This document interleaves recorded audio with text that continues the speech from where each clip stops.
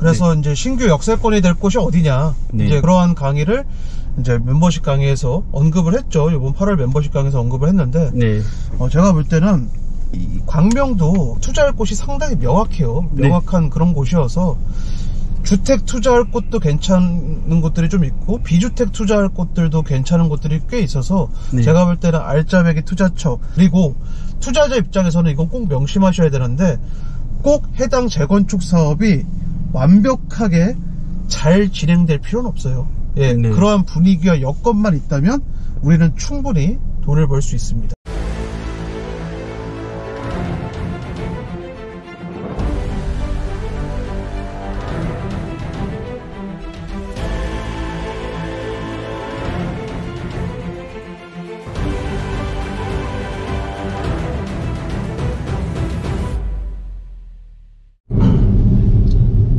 안녕하세요, 석연파파입니다. 안녕하세요, 탱크맨입니다. 네, 저희는 경기도 광명시에 나와 있습니다.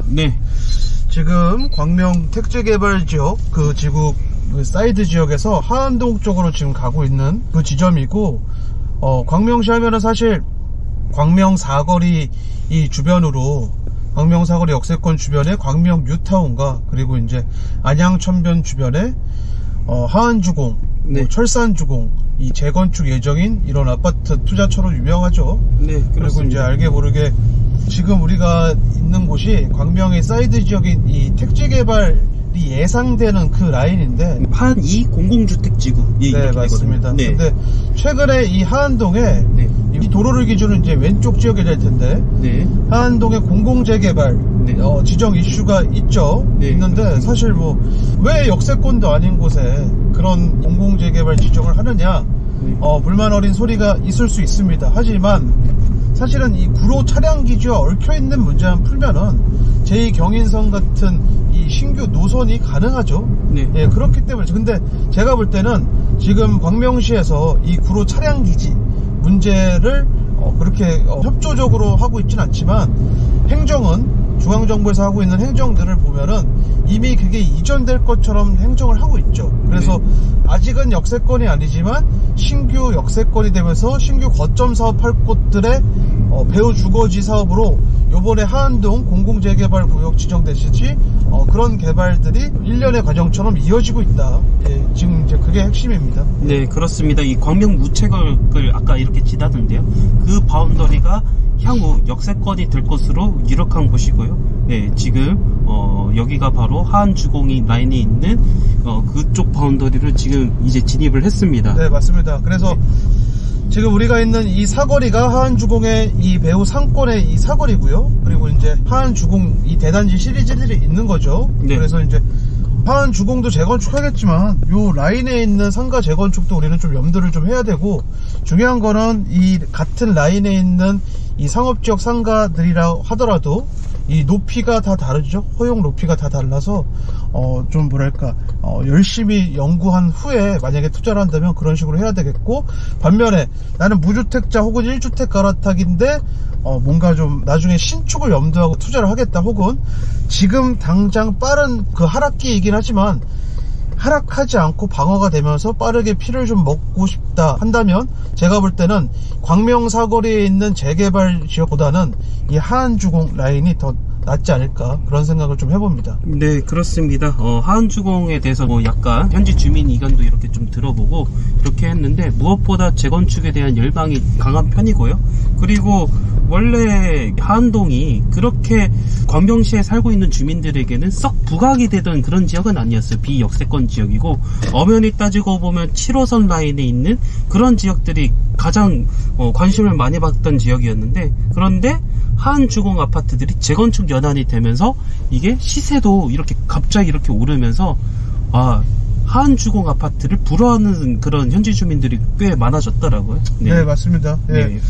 지금 뭐 철산주공이 먼저 했죠. 먼저 했는데 가격 자체가 좀 상당히 높고, 근데 원래 광명 자체가 서울의 가격을 잘 따라가주는 그런 동네죠. 그래서 이제 이 하안주공 시리즈들보다 먼저 유망주로 이 근처, 즉 가산 디지털 단지나 이 구로 디지털 단지라는 광역 거점 배후 주거지로 이 서울의 재건축 예정인 아파트가 뭐가 있죠? 구로 주공이 있죠. 예, 그래서 이 구로 주공도 시세가 잘 받쳐주는 그런 단지이면서 사업성 자체도 꽤 준수한 그런 단지인데, 네, 그렇습니다. 하안주공도 네. 똑같이 이 쫓아가는 형세이다. 네, 한마디로 구로주공과 뭐 이 광명 그 하안주공 같은 경우 거의 형제나 다를 바 없다고 봅니다. 네, 같은 일자리를 공유하고 있기도 하고, 그러다 버리니까 뭐 철산주공도 마찬가지고요. 그렇게 되는 상태인데, 철산주공이 어쨌든 잘 되고 있으니까 그 철산주공이 평당 5천을 찍어서 넘어버렸어요. 네, 맞죠. 네, 그래서 나머지 뒤따라오는 뭐 구로주공이라든지 하안주공도 최종적으로는 그 시세를 따라갈 가능성이 높다. 게다가 뒤에 또 뒤따라오는 공공재개발과 그리고 그 시흥과 같이 하는 그런 택지개발 사업지들, 이런 것들이 있기 때문에 연이어서 신축 아파트들이 계속 공급이 될 거거든요. 그것도 구로 차량기지 이전과 함께 함으로써 그 제2경인선이 개통이 이렇게 된다고 가정했을 시 그러한 배후지들이 굉장히 늘어난다는 거예요. 네, 맞습니다. 네. 그래서 우리는 이 하안주공, 이 택지개발지구 재건축을 유심히 볼 필요가 있고, 먼저 이 철산동 쪽에 평당 5천을 찍은 재건축 아파트들이 있다. 그리고 그 뒤를 따라서 가산대림 그 광역 중심지와 그리고 시흥과 광명이 그 택지개발, 이것들을 이렇게 잘 봤을 때 이 하안주공이 단지 재건축 예정 아파트 이렇게만 볼 게 아니라요, 도시계획상 굉장히 중요한 위상이 있는 그런 거점 개발이라고 보시면은 훨씬 이해하기 좀 쉬우실 것입니다. 네, 맞습니다. 그래서 네. 이제 신규 역세권이 될 곳이 어디냐, 네. 이제 그러한 강의를 이제 멤버십 강의에서 언급을 했죠. 이번 8월 멤버십 강의에서 언급을 했는데, 네. 제가 볼 때는 이 광명도 투자할 곳이 상당히 명확해요. 명확한 네. 그런 곳이어서 주택 투자할 곳도 괜찮은 곳들이 좀 있고, 비주택 투자할 곳들도 괜찮은 곳들이 꽤 있어서, 네. 제가 볼 때는 알짜배기 투자처, 비록 섹터가 그렇게 넓진 않지만, 네, 맞습니다. 구로구의 네. 관문 입지이면서 금천구의 관문 입지이기 때문에 이 라인들을 우리는 좀 잘 볼 필요가 있다. 그 네. 핵심에 이제는 뭐 올해 말이나 혹은 내년 초 정도에 재건축이 활성화되면은 서울 사이드 지역에 있는 재건축 예정인 아파트들 뿐만 아니라 경기도에 비록 1기 신도시는 아니지만 1기 신도시와 연한이 비슷한 그 아파트들도 동일한 기회를 받을 가능성이 상당히 높습니다. 그리고 투자자 입장에서는 이건 꼭 명심하셔야 되는데, 꼭 해당 재건축 사업이 완벽하게 잘 진행될 필요는 없어요. 예, 네. 그러한 분위기와 여건만 있다면 우리는 충분히 돈을 벌 수 있습니다. 네. 자. 게다가 사실 광명시가 이미 철산주공 사례를 만들어냈기 때문에 이게 굉장히 중요합니다. 재건축 경험이 있는 그런 지자체랑 재건축 경험이 아예 일천한 지자체의 행정력은 굉장히 달라요. 이 점을 진짜 명심하셔야 되고, 행정력이 얼마나 중요하냐면은 용도 변경 1단계만 이렇게 올리는 것마저도 굉장히 까다롭게 적용되는 그런 지자체가 또 있고, 그거를 과감하게 해주는 그런 지자체도 있어요. 네, 그런 것들 유심히 봤을 때 이런 철산 주공 사례를 만들어낸 광명시 같은 경우는 재건축 경험이 많고, 게다가 이미 남아있는 철산 주공도 아직 재건축 안 된 곳과 하안주공 재건축 이 것들을 어떻게 재건축할지 마스터 플랜도 수립했으니까요.